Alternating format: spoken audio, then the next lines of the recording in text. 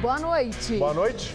Depois de Marta, mais ministros colocam cargos à disposição de Dilma Rousseff. Mensalão petista, procurador-geral da República dá parecer contrário à concessão de prisão domiciliar para o ex-deputado João Paulo Cunha. A segunda cota do volume morto do Cantareira será usada a partir da semana que vem. Um feito inédito, robô lançado por sonda espacial pousa em um cometa. E publicitários fazem sucesso com um site que ironiza hábitos e manias de paulistanos.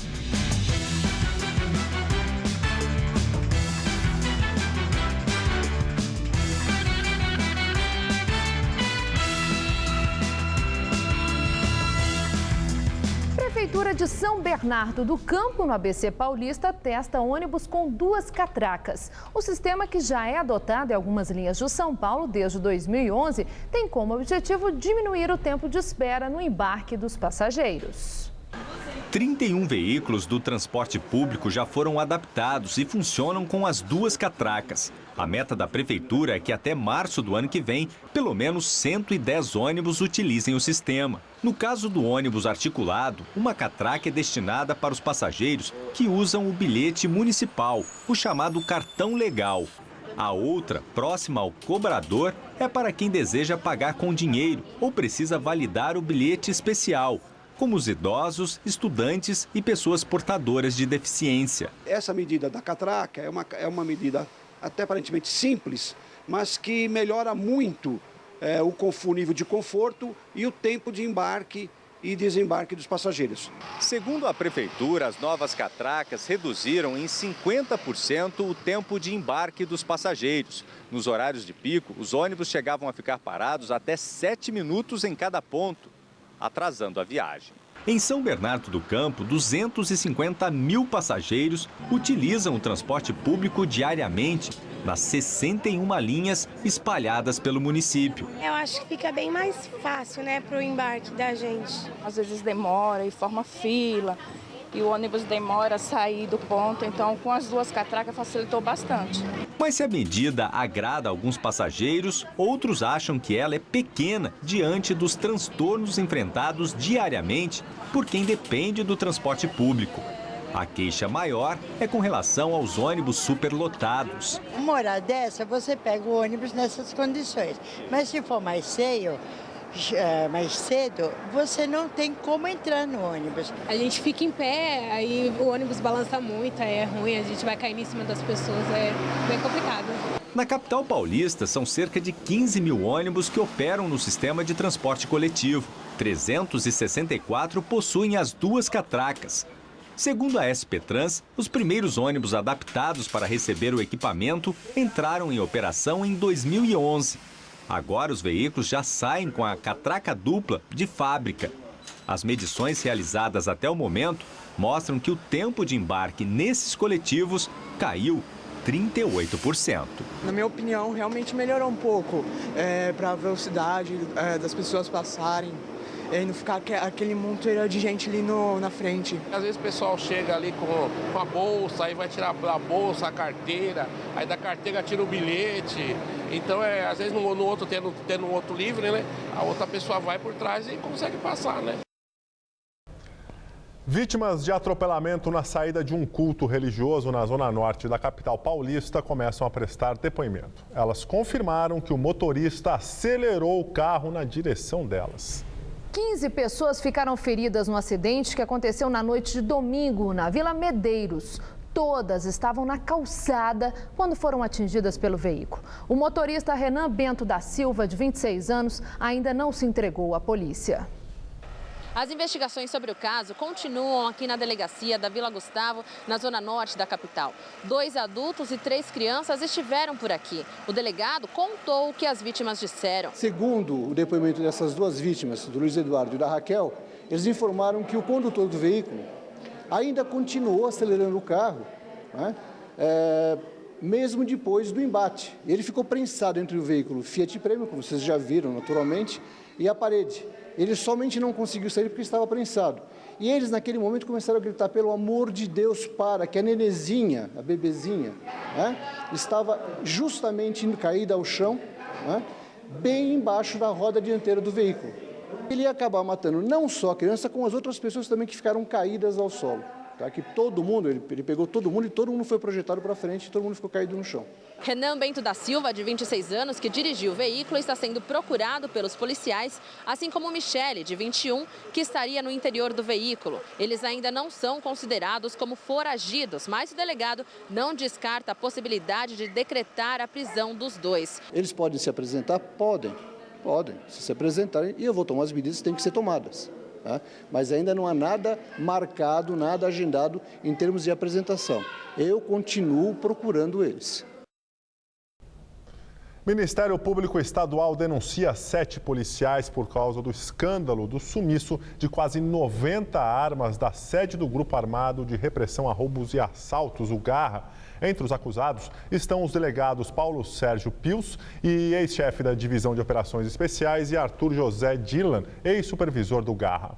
Pius é acusado de falsidade ideológica e prevaricação. Dylan foi denunciado por formação de quadrilha e peculato. Eles negam as acusações. Segundo a Secretaria de Segurança, foi aberta uma apuração preliminar para averiguar se existiu negligência na custódia das armas. Pela primeira vez, cientistas conseguem pousar um robô em um cometa. O feito foi muito comemorado pela Agência Espacial Europeia. A missão tem como objetivo estudar o cometa, que é formado por gelo e poeira e é considerado uma das formas celestes mais antigas.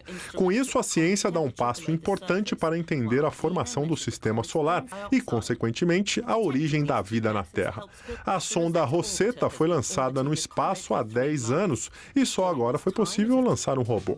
O grande desafio dessa vez é que o relevo do cometa é bastante acidentado e instável, por isso o equipamento tem ganchos que se fixaram no solo no momento do pouso.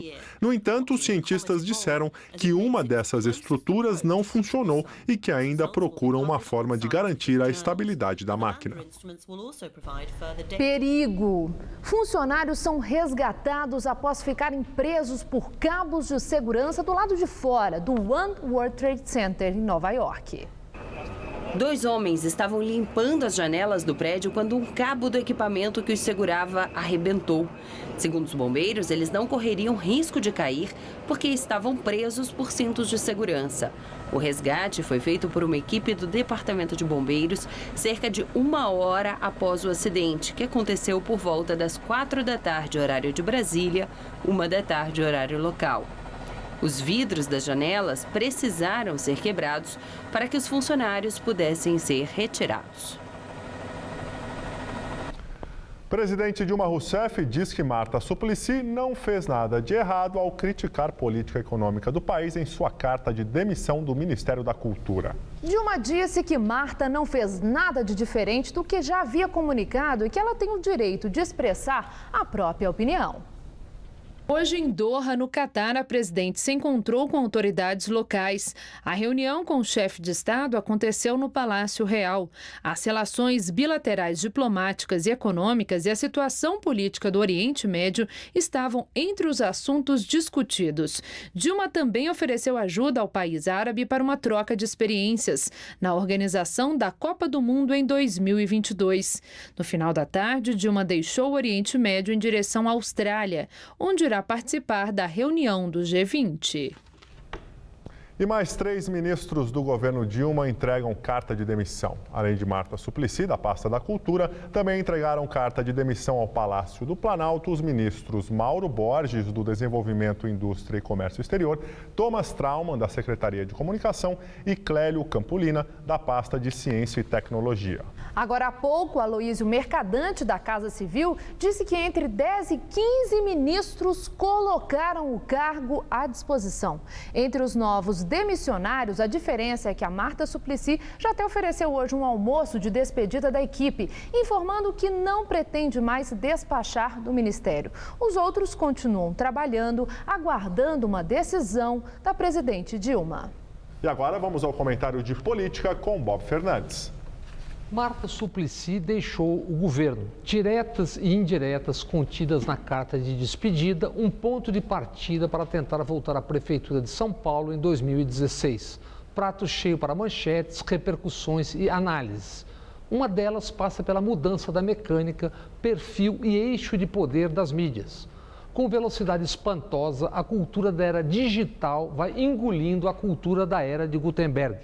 Nos últimos 5 séculos, a imprensa, o papel, criou e moldou ritmos, ritos e atos nas ações e reações humanas. Criou, por exemplo, dutos de transmissão de informação e a transformação disso em poder político, econômico, moral, etc. A era digital revoluciona também as mídias e acelera ritmos e ritos em quase tudo. Até 2010, presidente eleito tinha tradicionais 100 dias de trégua. A Dilma reeleita não teve nem 100 horas. A carta da Marta é só mais uma das manchetes nesse ciclópico caminho. E tudo são escolhas. Pode-se escolher a carta da Marta, assim como se debater e tentar proteger o seu, o meu, o nosso bem mais precioso, a vida humana. Foi lançada a 8ª edição do Anuário Brasileiro de Segurança Pública. O Brasil teve 50.806 pessoas assassinadas em 2013, um homicídio a cada 10 minutos. São 1.300.000 homicídios nos últimos 33 anos. Esse retrato da barbárie não é obra apenas de governos, é também construção por ação ou omissão de uma sociedade inteira, inclusive na escolha das manchetes. Dilma, Lula, Aécio, Fernando Henrique e Marina, entre outros candidatos e líderes, debateram e opinaram sobre o Brasil na campanha eleitoral. Passou da hora de todos, eles e elas, deixarem de lado suas outras diferenças, projetos, rancores e ressentimentos. Líderes e sociedade têm a obrigação moral de buscar já estancar essa matança. Obrigação de construir soluções e saídas para o que, em escala brutal, tem dizimado nosso bem mais precioso, a vida humana. Boa noite. Mensalão petista, Procurador-Geral da República envia parecer ao STF se posicionando contra a concessão de prisão domiciliar para o ex-deputado João Paulo Cunha. Segundo Rodrigo Janot, apesar do bom comportamento e de já ter cumprido 1/6 da pena, para ter direito à progressão de pena, Cunha tem que devolver R$ 536 mil aos cofres públicos. Atualmente, Cunha cumpre pena em regime semiaberto e está detido em Brasília. O ex-deputado foi condenado a 6 anos e 4 meses pelos crimes de corrupção passiva e peculato. Ele foi preso em fevereiro de 2014. Ontem, o ex-deputado Valdemar Costa Neto foi liberado para cumprir em casa o restante da pena. Os outros condenados no processo, como o ex-ministro da Casa Civil, José Dirceu, e o ex-presidente do PT, José Genuíno, também já estão no regime semiaberto. Casal afirma ter sido agredido dentro do vagão no metrô. A repórter Karina Zasnikoff tem outras informações sobre o caso. Olá, Karina. Gabriel, olha, o caso ganhou grande repercussão nas redes sociais após o desabafo do casal que sofreu a agressão. Rafael Martins, de 20 anos, e Danilo Putinato, de 21, estavam em um metrô, uma composição entre as estações Armênia e Luz, quando foram abordados por um grupo de cerca de 15 pessoas que pareciam de uma torcida organizada. Os agressores se disseram indignados pelo fato do casal estar se beijando no vagão e pediram para que eles saíssem da composição. Isso aconteceu no último domingo, por volta das 2 da tarde. Ao se recusarem a sair do metrô, o grupo começou a atingi-los com chutes e Rafael, inclusive teve uma fratura no nariz por conta das agressões. Em seguida, o casal foi até a delegacia da Barra Funda prestar queixa, fez exames no IML e o caso foi encaminhado para a Delegacia de Crimes Raciais e Delitos de Intolerância e está sendo investigado. Ainda nas redes sociais, o casal fez um apelo para que a comunidade se mobilize contra a homofobia e o preconceito. Voltamos ao estúdio. Muito obrigado, Karina. Ministro do Desenvolvimento Agrário, Miguel Rossetto, diz que desconhece acordo entre Venezuela e o Movimento dos Trabalhadores Sem Terra. A declaração foi dada durante a audiência pública na Comissão de Agricultura da Câmara. O MDA desconhece esse assunto. Nós não temos conhecimento desse assunto. Não fomos convidados para tratar desse convênio, portanto, eu desconheço essa matéria. Segundo o MST, a parceria prevê um intercâmbio entre camponeses brasileiros e venezuelanos para a troca de experiências e de conhecimentos sobre cooperativismo, economia solidária e produção agroecológica. Mas a vinda de um ministro venezuelano ao Brasil, sem aviso prévio, causou um mal-estar e o Ministério das Relações Exteriores cobrou explicações do governo venezuelano. Obras anunciadas pelo governador Geraldo Alckmin para sanar os problemas de abastecimento em São Paulo devem ajudar a prevenir novas crises, mas podem ter chegado tarde. Esta é a avaliação de um especialista ouvido pelo Jornal da Gazeta. Em Rio Grande da Serra, na região metropolitana de São Paulo, a população está preocupada. O Rio Grande, que deu nome à cidade, está secando. As marcas na ponte mostram que a água já baixou quase 2 metros. A pescaria dos amigos já não é mais a mesma. O senhor já tinha visto tão baixo? Não. Como ele está hoje, não. Nunca viu? Não, nunca vi, não. O senhor pesca lá há quantos anos? Faz uns 20 anos já. Vai acabando na natureza e a gente fica sem os peixinhos da gente que a gente gosta. O rio é um dos braços da represa Billings, que faz parte do Sistema Rio Grande, que abastece Santo André, São Bernardo do Campo, Diadema e, desde junho deste ano, parte da zona leste de São Paulo para compensar a crise no sistema Cantareira. Os pescadores contam que há cerca de 3 meses a água da represa Billings chegava aqui até essas pedras. Agora a gente vê que o nível já baixou bastante, de 2 a 3 metros. E a faixa de terra seca está por toda a região. Ainda assim, esse é um dos sistemas que mais tem água mesmo nessa crise hídrica. O nível é de cerca de 66%. E graças a Deus que essa daqui é uma das maiores ainda, né? Porque tem muitos lugares que secou quase que totalmente, né? Então a situação está muito feia, muito crítica mesmo, né? A interligação dos reservatórios Rio Grande e Billings é uma das obras do pacote anunciado pelo governador Geraldo Alckmin.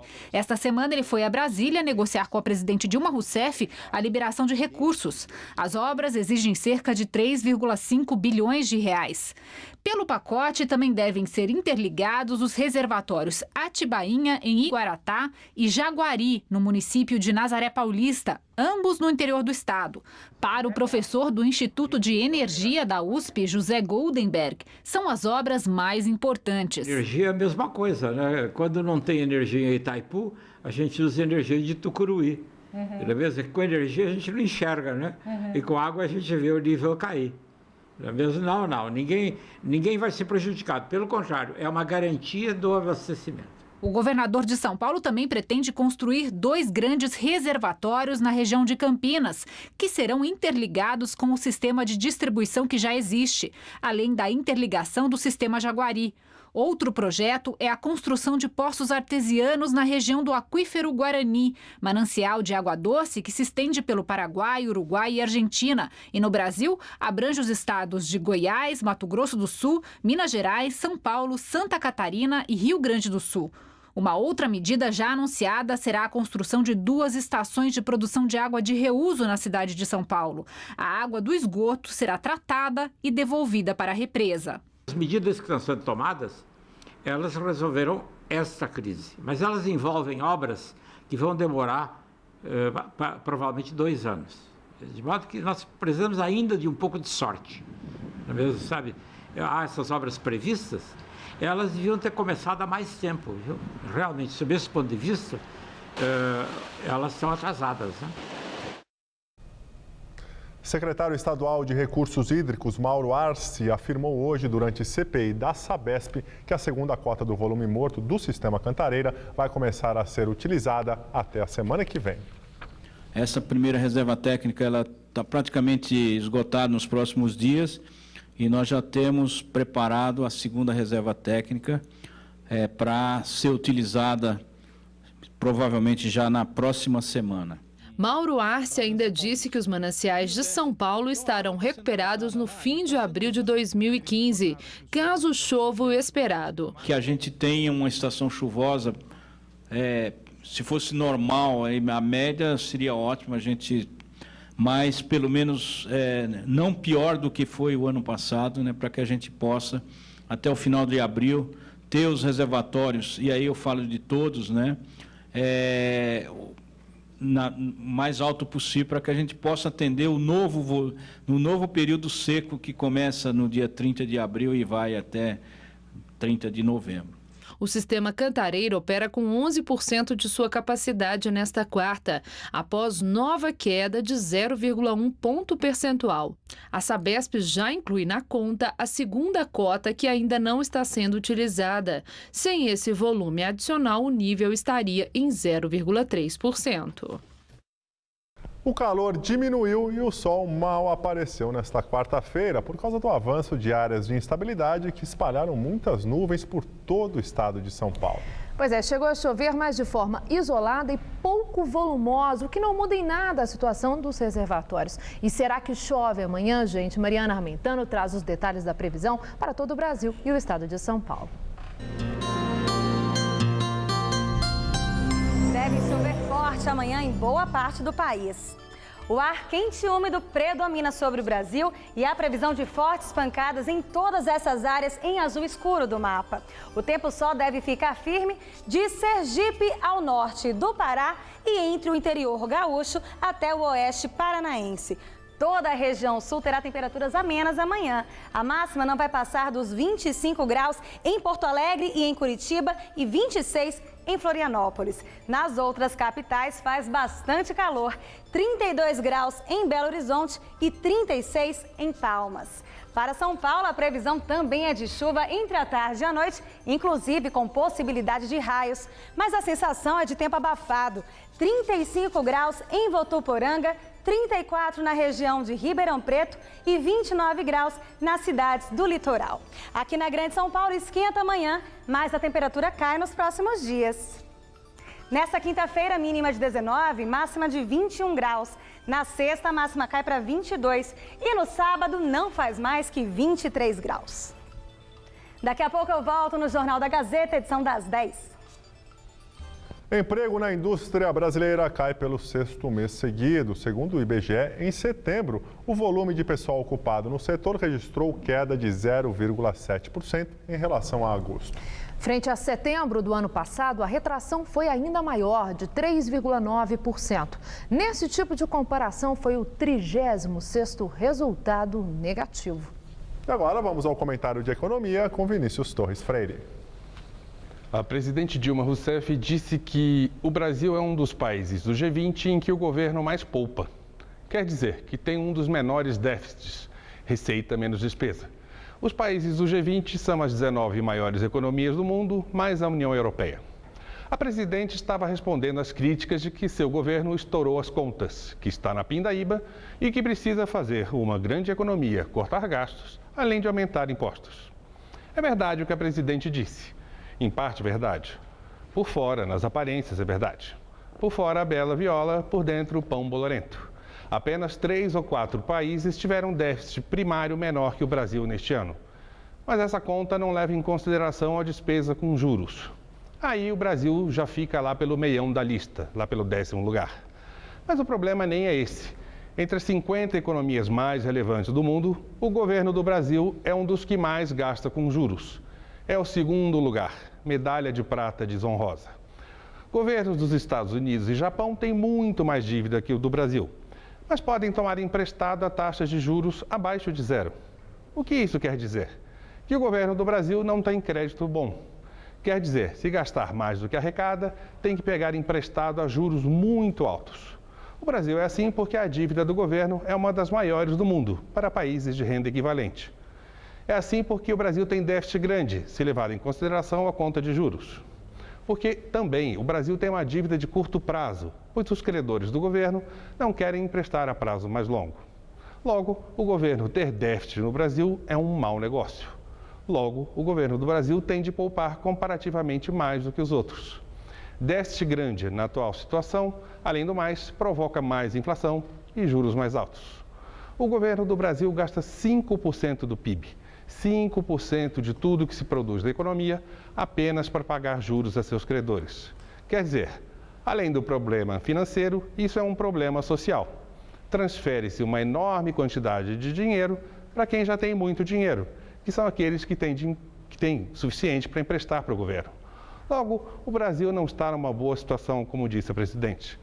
O governo gasta demais, paga caro para financiar o buraco e ainda transfere dinheiro para os mais ricos. Boa noite.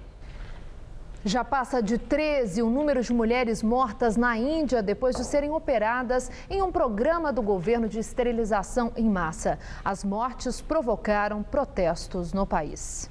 Manifestantes saíram às ruas de diferentes províncias depois que as autoridades admitiram que instrumentos utilizados nas cirurgias estavam enferrujados. Testemunhas afirmam que mais de 80 mulheres foram operadas em apenas 6 horas por um único médico e um assistente. As cirurgias acontecem em toda a Índia e fazem parte do maior programa contraceptivo do mundo, que tem como objetivo frear o acelerado crescimento populacional do país. E agora as notícias do esporte com Gabriel Cruz e Celso Cardoso. Seleção brasileira venceu a Turquia agora à tarde em amistoso realizado em Istambul. Foi a 5ª vitória seguida da seleção sob o comando do técnico Dunga. Celso? Gabriel, os números não mentem. O retorno de Dunga à seleção até aqui é um sucesso absoluto. 5 jogos, 5 vitórias. O jogo de hoje foi surpreendentemente tranquilo para o time brasileiro. Fez 3-0 no primeiro tempo com gol de Neymar, William e um contra de Caia. Na segunda etapa, mais um gol brasileiro, mais um de Neymar. Final, Brasil 4, Turquia 0. Na era Dunga, o Brasil sequer sofreu um gol. Ninguém pode falar nada da volta do Dunga por enquanto. Aproveitamento excepcional. E hoje tem decisão na Copa do Brasil. É o primeiro jogo da final que reúne os rivais Cruzeiro e Atlético Mineiro. A partida de hoje acontece no Estádio Independência, às 10 da noite. Tudo pronto para o primeiro confronto entre Cruzeiro e Atlético Mineiro pela grande final da Copa do Brasil. O técnico Marcelo Oliveira terá o desfalque do zagueiro Dedé, que não se recuperou de dores no joelho direito e está entregue ao departamento médico. O elenco cruzeirense está ansioso para essa partida histórica logo mais, às 10 da noite, no Estádio Independência. Tenho certeza que a gente vai estar bem descansado, bem focado e para fazer um belo jogo e, se Deus quiser, conseguir um bom resultado. Sem dúvida, é um time muito forte jogando em casa, então a gente tem que respeitar, mas também procurar fazer o nosso jogo, o nosso futebol. No Atlético Mineiro, o clima é de mistério. O técnico Levir Coupe fechou boa parte do último treino e não adiantou a formação que colocará em campo. Eu já sonhei fazendo gol numa grande final, como eu sonhei fazendo gol contra o Flamengo, contra o Corinthians. E eu penso a cada instante como seria bom fazer um gol no grande rival, numa final tão importante que é da Copa do Brasil. Mas a aposta da torcida para balançar as redes é em Diego Tardelli, que tem um retrospecto muito positivo contra o rival. Eu tenho sempre essa sorte de fazer gol contra o Cruzeiro. Né? Se eu não me engano, eu sou entre os 10 mais artilheiros, né, do clássico. Fazer o gol de uma vitória, né, dar uma tranquilidade. Enfim, é final de campeonato e vou buscar o gol a todo momento. E a bola também rola hoje pelo Campeonato Brasileiro. Por causa das semifinais da Supercopa, das quais o São Paulo participa, o jogo contra o Internacional pelo Campeonato Brasileiro foi antecipado para hoje no Morumbi. Sem vencer, o time paulista ficará a apenas 2 pontos do líder Cruzeiro. Quando o clima é bom, tudo dá certo. O rachão é descontraído, o pessoal tira foto e a concentração é abolida. Apenas hoje, na hora do almoço, o time se reuniu para o jogo de logo mais no Morumbi. Os jogadores agradecem. Tudo pela forte sequência de jogos desse final de ano. Em relação ao cansaço, ele pode existir. Isso é normal, porque você viaja para um lado, joga um jogo desgastante, depois tem que viajar novamente, são jogos difíceis. Muitos ainda não puderam conquistar um Campeonato Brasileiro, muitos não puderam conquistar uma Sul-Americana.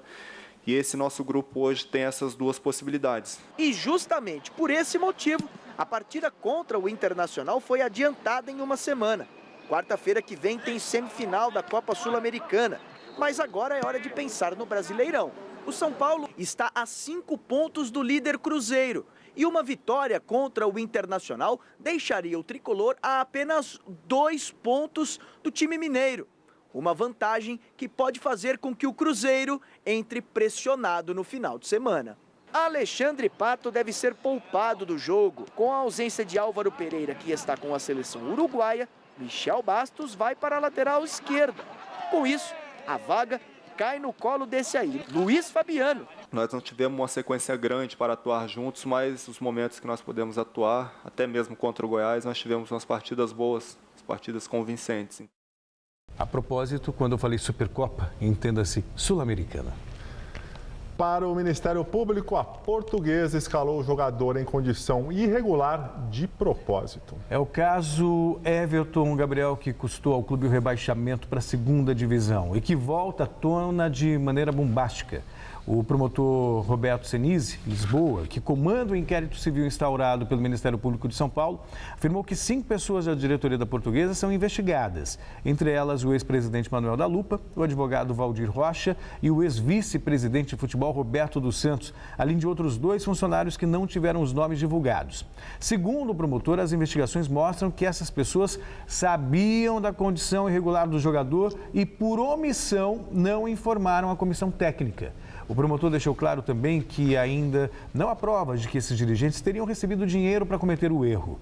A Portuguesa emitiu nesta quarta-feira uma nota afirmando, abre aspas, a gestão do senhor Elídio Lico, assim como todos os órgãos competentes do clube, estão imbuídos e comprometidos em prol dos esclarecimentos dos fatos. Nosso principal objetivo é identificar e responsabilizar os envolvidos neste episódio lamentável que tanto prejudicou nosso clube e que em nada se beneficiou. Fecha aspas. A nota afirma também que, além dos fatos que estão sendo apurados pelo Ministério Público, existem boatos e até notícias sensacionalistas que tentam expor as investigações de maneira infundada e verossímil. Ô Celso, se a Portuguesa recebeu dinheiro, alguém pagou, algum interessado, algum clube pagou esse dinheiro para acontecer isso. Na verdade, o que se fala é que Flamengo e Fluminense estariam envolvidos nesse processo. A questão é que há indícios, mas não há prova. E é isso que decepciona esse posicionamento do Ministério Público. Mais uma vez, revela que está investigando, deve mesmo ser investigado, mas que não existem provas, quer dizer, há suspeita de que esse dinheiro que teria entrado nas contas dos funcionários da Portuguesa estariam em paraísos fiscais, em contas no exterior, e tudo isso requer realmente uma apuração rigorosa. Mas há de se fazer essa investigação e apurar os fatos o mais rápido possível. Não se pode apenas levantar suspeitas, tem que provar. E punir. Sem dúvida. Nós já tivemos casos parecidos na Itália, a Juventus já caiu para a segunda divisão por questões de corrupção, o próprio Milan, o mesmo tem que acontecer no Brasil. Um dos mais polêmicos dirigentes do futebol brasileiro está de volta. Eurico Miranda é o vencedor das eleições para a presidência do Vasco da Gama. Eurico Miranda está de volta ao Vasco da Gama. O folclórico presidente Cruzmaltino teve a vitória nas urnas do clube carioca decretada na madrugada de hoje.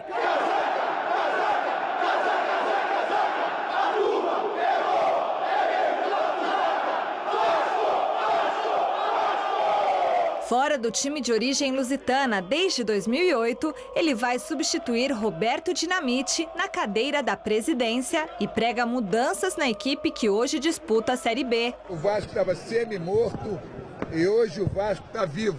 A partir do momento que eu assumi no Vasco, o Vasco vai voltar a ser respeitado. O grupo Volta Vasco, Volta Eurico teve 2.733 votos, enquanto Júlio Brandt, da chapa Sempre Vasco, recebeu o apoio de 1.570 vascaínos e amargou o segundo lugar.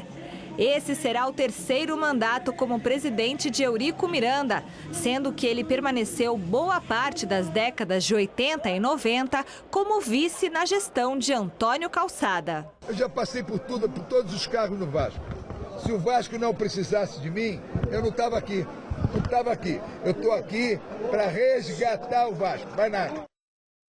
Boa sorte ao Vasco. Para quem queria mudança. Vai precisar de sorte. Valeu, Celso. Até amanhã. Estela, com você? Senador Aécio Neves, do PSDB, critica o projeto do governo federal que altera a meta de superávit. Segundo Tucano, oposicionistas estudam inclusive recorrer à justiça caso seja necessário. Na verdade, se houvesse um PROCON das eleições, a presidente Dilma ia estar sendo hoje instada a devolver o mandato que recebeu, porque ela vendeu aos brasileiros um país que não necessitava do aumento da taxa de juros, porque não tinha inflação e que tinha suas contas em ordem. Até há um mês atrás, as principais autoridades do governo diziam que cumpririam o superávit de 1,9% do PIB. Um governo que não foi responsável do ponto de vista da administração dos gastos públicos, não tem autoridade moral para pedir ao Congresso Nacional que altere uma lei por ele aprovada. O ex-presidente Fernando Henrique Cardoso também criticou duramente a presidente Dilma Rousseff ao comentar o envio de projeto de lei ao Congresso Nacional pelo governo petista para tentar driblar a meta de superávit fiscal. Em evento de tecnologia em São Paulo, Fernando Henrique disse que a presidente está quebrando o país. O ex-presidente chegou a ironizar o projeto, dizendo que nem mesmo Pelé conseguiria driblar a meta fiscal. Controladoria Geral da União abre processo para investigar fornecedora holandesa da Petrobras. A SBM Offshore é suspeita de pagar 139 milhões de dólares em propina a funcionários da petroleira para obtenção de contratos. A firma é uma das maiores empresas de aluguel e operação de plataformas e presta serviços à Petrobras. Se punida pela CGU, a CBM poderá ser impedida de firmar novos contratos com a estatal. Além de suborno, a CGU também vai apurar a possível obtenção de vantagens indevidas por agentes públicos federais. Na Holanda, a SBM fez um acordo com o Ministério Público e aceitou pagar 240 milhões de dólares como punição por casos de propina em Angola e na Guiné Equatorial. A seguir, relatório aponta que os ataques americanos na Síria mataram mais de 800 pessoas. E acordo histórico entre Estados Unidos e China. Pela primeira vez, o governo chinês se compromete oficialmente em diminuir a emissão de gases do efeito estufa. Educação. Brasil não evolui e fica estagnado na 38ª colocação do ranking mundial de ensino de inglês. O levantamento feito pela rede de escolas de idiomas EF Education First foi realizado em 63 países e territórios que não têm o inglês como língua nativa. O ranking é realizado anualmente desde 2011. No ano passado, o Brasil obteve a mesma pontuação deste ano. Dessa vez, o país com proficiência mais alta foi a Dinamarca, seguida da Holanda e Suécia. O Ministério da Educação divulga gabarito oficial do Enem, o Exame Nacional do Ensino Médio. Os estudantes podem conferir as respostas no site enem.inep.gov.br, mas as notas só vão sair em janeiro. O exame foi realizado no último fim de semana e bateu recorde de inscritos, com a participação de mais de 6 milhões de candidatos. As notas do Enem são usadas para selecionar candidatos para vagas em universidades federais e outras instituições de ensino. Vamos agora à entrevista do dia com Maria Lídia Flandoli. Mais uma vez, montadoras de veículos tiveram produção em queda, confirmando tendência dos últimos 6 meses. Para falar sobre o ânimo dos trabalhadores da indústria automobilística, hoje recebemos Rafael Marques, que é o presidente do Sindicato dos Metalúrgicos do ABC. Rafael, obrigada por estar conosco. Agora, não deixa de ser intrigante, Rafael, que a produção de veículos caia quando ao mesmo tempo se anuncia elevação das vendas. O que é que explica isso? Bom, boa noite, Maria Lídia, boa noite a todos. O ano 2014 tem sido um ano atípico em relação aos anos anteriores. Ano de elevação de preços, porque houve mudança de legislação nos automóveis, mais tecnologia, mais exigências de segurança, e essa modificação da legislação trouxe veículos melhores, mas mais caros. Também houve um encurtamento do crédito. A intenção de compra no Brasil segue alta. Só que a cada 4 pessoas que vão num banco ou numa revenda para conseguir um crédito, um sai com crédito. Então, houve uma diminuição do crédito. Não está tão fácil, né? Não está fácil. E uma migração de intenção de compra do carro novo para o carro usado. Se a gente somar... Mas mesmo assim as vendas tiveram uma pequena elevação. No mês de outubro, vai confirmar em novembro uma elevação, mas na somatória do ano nós tivemos 7 meses muito difíceis, até julho. Agosto ainda teve um comportamento complicado, mas no finalzinho dele começou a melhorar. Então, nós achamos o seguinte, que há uma tendência de esse final de ano, o último trimestre, ser bem melhor em relação aos meses anteriores, e isso pode ser a leitura do mercado para 2015. Então, nós estamos apostando na recuperação, na retomada. Tomara, né? Sim. Tomara. Mas agora falando do momento atual, eu vi declarações do presidente da Anfávia com a preocupação com essa queda na produção e falando, inclusive, em mudanças nas regras do tal lay-off, que é a suspensão temporária do contrato de trabalho.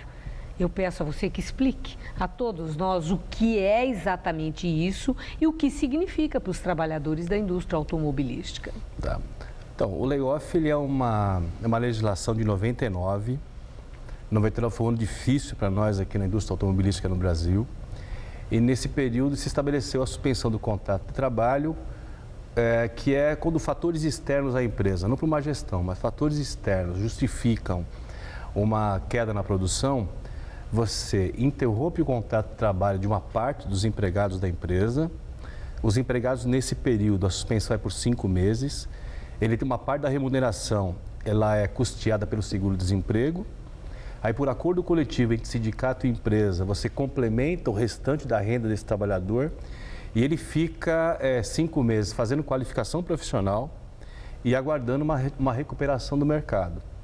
Em linhas gerais, essa é uma legislação de 99 que esse ano foi bastante utilizado. Nesse momento, nós temos 7 montadoras utilizando esse regime, com 4 mil trabalhadores aproximadamente afastados da empresa nesse regime. Agora, como é que vocês avaliam isso? Isso é uma medida boa, porque tem um compromisso de reabsorção depois desse mesmo funcionário, ele não é demitido, desligado do quadro da empresa, ou vocês veem com reservas? É com reservas, mas nós utilizamos, porque entre demitir um trabalhador e utilizar desse expediente, nós preferimos utilizar desse expediente. Tanto que na Volkswagen, lá em São Bernardo, 790 trabalhadores que estiveram em layoff desde maio retornaram agora para a fábrica.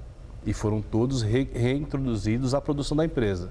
Então, valeu a pena. E nesse período, como é que conta tempo de serviço? Fica suspenso também? Você recebe salário, porque o acordo coletivo entre sindicato e empresa garantiu. Mas para efeito de aposentadoria, como é que faz? Para efeito de aposentadoria não conta, os 5 meses não há o desconto previdenciário para o trabalhador, nem há o depósito do fundo de garantia. Por isso nós defendemos a melhoria dessa legislação que protege o emprego. Nós, desde 2012, houve uma missão de sindicalistas, de empresários, e o governo brasileiro participou, na Alemanha, para conhecer o Programa de Proteção ao Emprego alemão, que é um programa mais abrangente do que o layoff brasileiro. O layoff brasileiro tem muita semelhança com medidas nos Estados Unidos. O modelo alemão já é um modelo muito bom, que nenhum trabalhador deixa de ter vínculo com o trabalho. Ele continua trabalhando.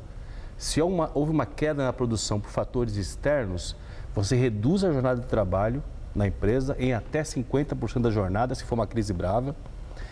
O salário reduz também, mas o governo, nessa hora, custeia um percentual desse salário, da hora reduzida, desse salário da hora reduzida. E a outra parte do salário, o acordo coletivo entre empresa e sindicato pode dar conta. Com isso, e por um período de até 2 anos, se for uma crise que se estende. Isso faz com que o trabalhador não fique em casa, fique vinculado ao trabalho, com a jornada reduzida e com a renda preservada. Isso ajuda muito em acelerar uma retomada, porque um modelo que você ou desemprega, que é o que está acontecendo na Europa hoje, desemprego alto, renda se escasseando, você demora para a economia retomar. Agora, você, no início da nossa entrevista, olhou para o futuro, mas assim, com otimismo, né? Esperando dias melhores. Eu entendi isso. Entretanto, os indicadores da economia que nós temos visto, que estão sendo divulgados e são formais, não é mais campanha eleitoral, coisa da oposição falando, né? Não sinalizam exatamente, né, tempos futuros melhores, ao contrário, sinalizam tempos de mais aperto, mais contenção, controle da inflação, mais dificuldade para crédito, né, juro elevado. Então, tudo isso pesando muito na balança. O Sindicato dos Metalúrgicos teme que sobrevenha aí não apenas essa história da suspensão temporária do trabalho, mas desemprego, se prevalecerem esses indicadores que não são positivos? O emprego é um indicador que segue muito positivo no Brasil. Sim, por segue enquanto, muito positivo. né? Mas a perspectiva não parece tem muita expectativa, né? Esse ano foi um ano de expectativa muito negativa.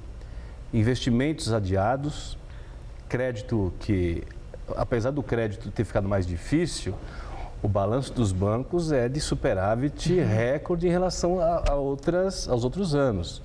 O sistema financeiro brasileiro segue saudável. Então, eu acho que as expectativas foram muito para baixo. Adiou investimentos. E a gente já está prevendo que agora a Dilma no segundo mandato vai haver uma mudança ministerial.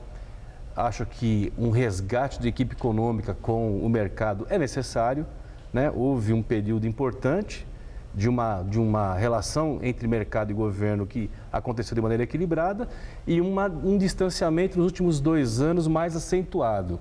E nós sentimos isso ao longo desse ano. Eu acho que vai haver uma inversão de expectativa. Haverá uma repactuação das coisas no Brasil. Como eu te disse, há uma intenção de compra ainda presente. Eu não acho que haverá uma desaceleração do crescimento do emprego. Isso são fatores que deverão se manter. As campanhas salariais todas no Brasil esse ano seguiram com a inflação reposta, com aumento real no salário. E o que nós temos que fazer agora com o governo houve uma desoneração gigantesca no Brasil para setores industriais e outros setores do Brasil. Algo em torno de 75 bilhões o governo deixou de arrecadar, desonerando o empresariado como um todo. Um estímulo, né? Foi um modelo que foi importante na crise em 2009, teve sequência no governo Dilma, mas, ao que parece, esse modelo pode ter que passar para um outro modelo. A relação dos sindicatos com a presidente da República não era das melhores, né? Eu aqui mesmo, no Jornal da Gazeta, ouvi muita queixa. Que ela não recebia, que ela não estava aberta para diálogo, para conversa, etc. De qualquer forma, tanto no governo Lula como no governo Dilma, os sindicatos tiveram menor participação política de reivindicação, se restringindo mais às negociações salariais, aos acertos da categoria que representam, no geral, né, os sindicatos. Acontece que o Lula foi outro dia na CUT e cobrou da CUT nacional, das CUTs estaduais, dos sindicatos, que mudem de posição, que tenham uma ação política mais efetiva de participação, de cobrança, de fiscalização, que deixem o chão de fábrica, o chão da loja, aquele jeitão do Lula falar, né? E ia para a rua para essa cobrança mesmo. Vocês estão com esse ânimo? Retomaram esse ânimo que parece que estava refluído? Os metalúrgicos do ABC não podem reclamar muito da presidenta Dilma. Nós tivemos, nesse governo dela, o Inovar Alto aprovado, que é um grande programa para a indústria automobilística, e boa parte desse programa tem proposta nossa. Tivemos a desoneração da participação de lucros e resultados, até R$ 6.250 não se paga imposto de renda sobre isso, foi no governo dela.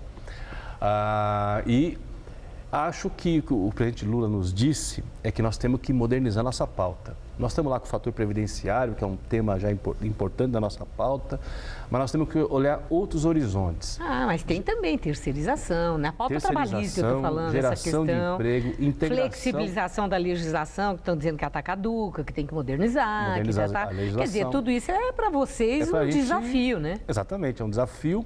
Acho que a integração regional, América do Sul, é muito importante, tem que estar na pauta do movimento sindical.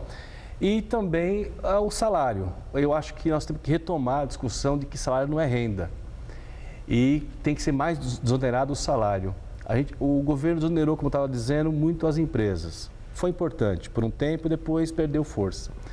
Eu acho que tem que dar injeção na veia para o consumidor, para os salários terem mais capacidade de compra, continuar apostando no consumo, que o Brasil ainda é um país pobre, com uma classe C e D ávida por consumo, que quer ter seu carro zero, que quer ter sua geladeira, quer melhorar a sua casa.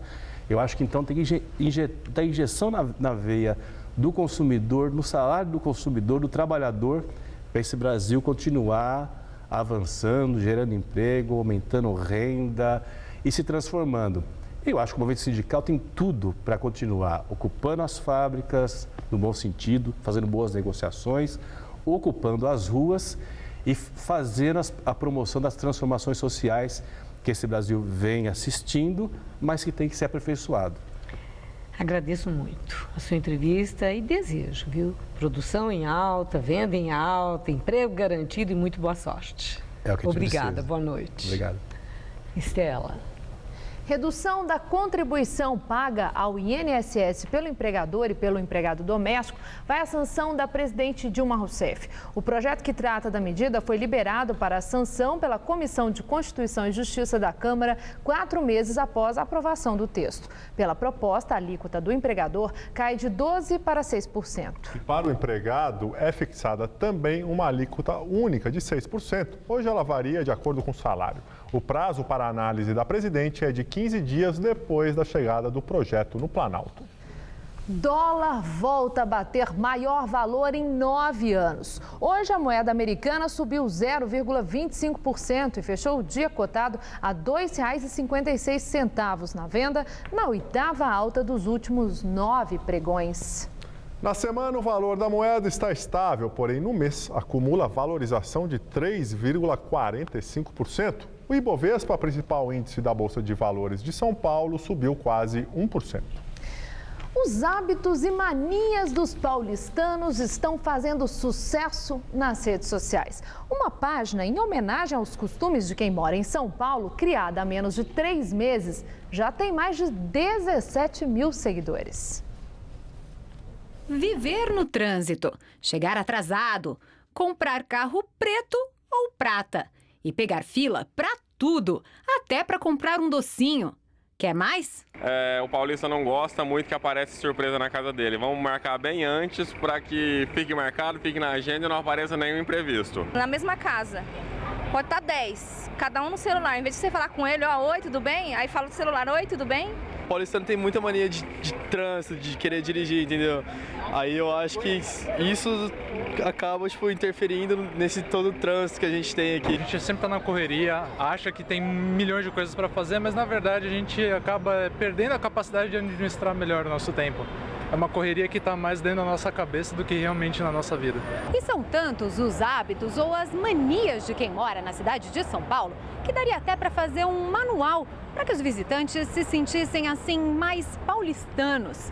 E foi exatamente isso que fizeram 2 publicitários, um de Minas e um do Paraná, de uma forma bem humorada e interativa. A fanpage que eles criaram, Sinta-se Paulistano, está há 3 meses na internet e já foi curtida por mais de 17 mil usuários do Facebook. Em São Paulo é muito grande para mim, eu venho de cidade pequena, então é um jeito de eu tirar sarro e deixar a vida um pouquinho mais leve. E aí eu estava com um amigo meu, com o Dalton, que na época era meu chefe. A gente começou a anotar comportamentos, começou a anotar frases, e aí isso ficou guardado durante 1 ano. Depois de 1 ano, eu reli o arquivo e falei, pô, acho que tem um potencial aí. Aí peguei o arquivo e transformei numa fanpage. A página é uma sátira dos comportamentos típicos de quem mora na capital paulista. Por meio de frases, os criadores revelam pouco a pouco o jeito paulistano de ser. E é fácil achar quem se identifique com elas. Toda vez que eu vou na balada, eu pego 2, 3 horas de fila. O paulistano parece que gosta de fila, assim, se o lugar não tem fila, não é bom, parece. E o sucesso das postagens não deve parar por aí. Visionários, os publicitários convidaram o amigo designer para desenvolver produtos com as frases mais populares. A gente está com a ideia de desenvolver algumas camisetas, case para celular, caneca. A ideia é dar um movimento a mais para esse projeto. E enquanto as novidades não saem do forno, o Paulo, como bom morador da cidade grande, ajuda a criar mais frases, relembrando suas próprias situações. Põe a blusa, tira a blusa, põe a blusa, tira a blusa, pega o guarda-chuva. De manhã tá frio, de tarde tá calor e de noite chove. Estados Unidos e China assinam um acordo com novas metas para a redução da emissão de gases do efeito estufa. Esse é o primeiro compromisso oficial do governo chinês no sentido de combater as mudanças climáticas. De acordo com os novos limites estipulados, o governo americano se comprometeu a diminuir as emissões entre 26% e 28% até 2025. Isto é 2 vezes mais que o previsto em negociações anteriores. Já a China, o maior poluidor mundial, se comprometeu a reduzir a emissão de gases até 2030 e até lá 20% da energia produzida no país terá origem em fontes limpas. A decisão precede a Conferência Climática de Paris, que acontecerá no ano que vem e tem como objetivo estabelecer acordos suficientes para limitar o aquecimento global a 2 graus Celsius, meta considerada ambiciosa.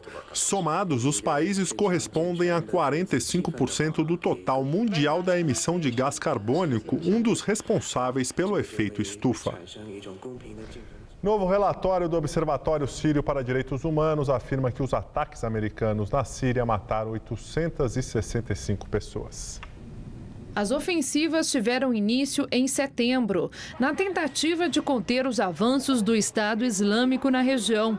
O documento estipula que apenas 50 vítimas fatais eram civis, sendo 5 mulheres e 8 crianças. 68 membros da Frente Nusra, braço sírio da Al-Qaeda, teriam morrido nos ataques aéreos, e o restante seria formado por militantes radicais do Estado Islâmico.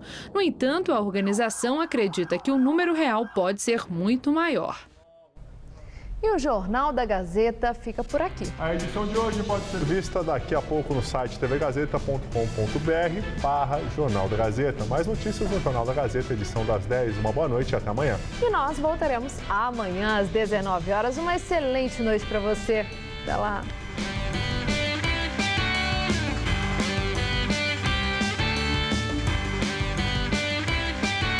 Zé Armando Vanucci conta as novidades dos bastidores da TV com o Todo Seu. Hoje, 10h30 da noite.